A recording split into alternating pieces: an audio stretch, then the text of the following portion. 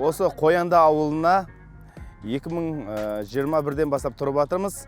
Бұл мектептің салынғанына біз ауыл тұрғындары өте ризамыз.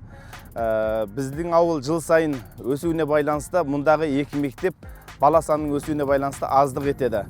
Бұл жайлы мектептің келешек ұрпаққа білім алуына қосар үлесі зор.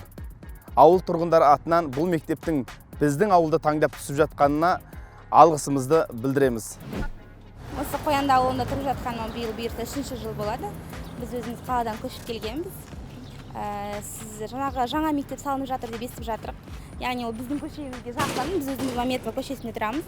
Бұл бізге өте жақсы болар еді, себебі өзім мұғаліммін, Астана қаласында жұмыс жасаймын қазақ тілі әдебиетінен.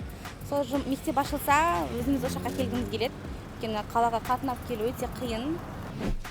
Обязательно керек. Мектеп деген аз, мына 2 мектептің өзі жетпей жатыр. Қазір балалар саны өте көп мында Қояндыда. Өйткені мына 2-ші мектеп жаңадан ашылды, оның өзінде де 3 немен оқиды екен, 3 ауысыммен оқиды екен өзі.